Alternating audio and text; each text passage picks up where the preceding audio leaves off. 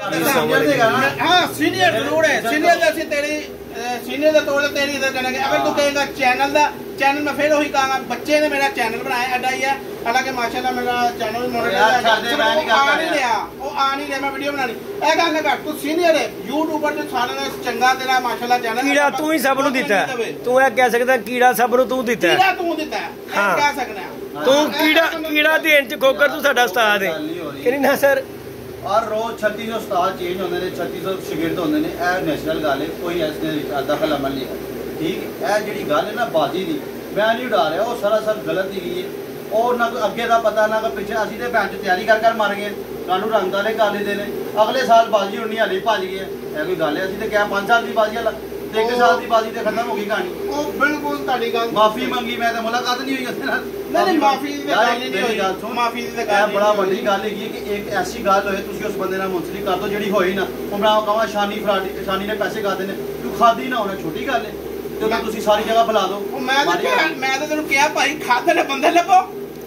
पिछे भी कहे जमीन उस्ताद जी मैनू एक गल दा जवाब दो तुसी बाजी डाणी है तू वीडियो बना रहे तुहाडी लगनी है ताड़ी बाजी लगनी है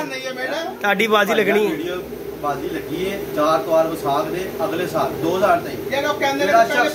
नहीं उड़ाएगा वो बाजी देगा पहले टाइम आ गया नहीं है बात ऐदी भी सही है ते जेडी बात ऐदी भी सही है कि बाजी सही नासर ऐदी गल बिल्कुल मैं ऐदे भी बोलना मैं ओदे ने बोलना लेकिन जमा नहीं करांदा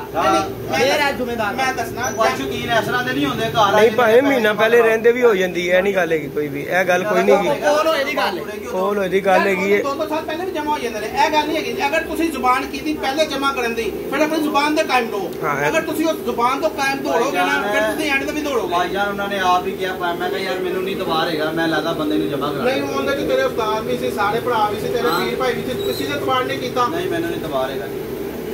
एंड जो है कोई गल नहीं डिग्रेड कर रहा मेरा दिल नहीं नहीं डिग्रेड नहीं ए तो मेनू जमा करा दे भाईजान मेरी गल सुनो नहीं तू मेनू सारा बंदा जो जे करा दे मैं केड़ा बंदा गया पैसे जमा कराने वास्ते दाऊद दा हमसाया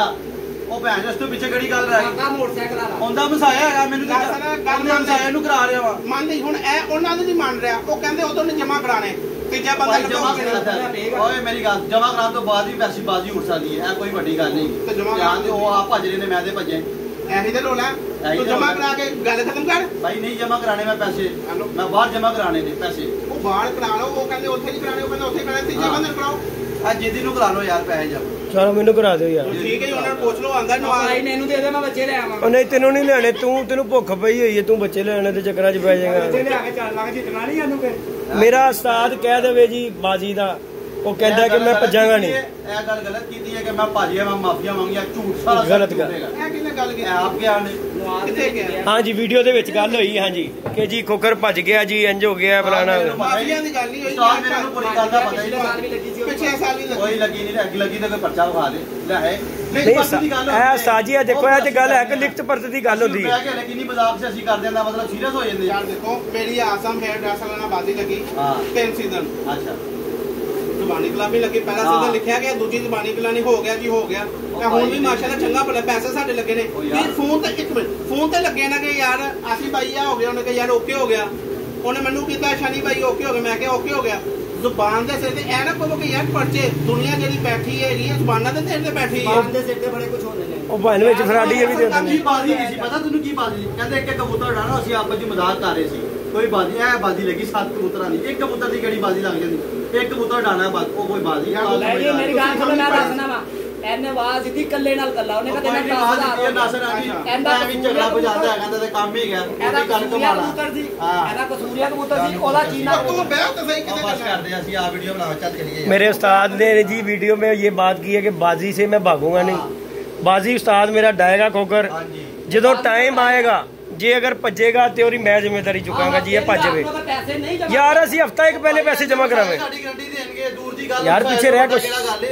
यह गल तुसी शानी जी वेखो ना जिन्हों हमसाया दे रहा गारंटी पिछे तो रह जाने जो एक बंदा राती आ गया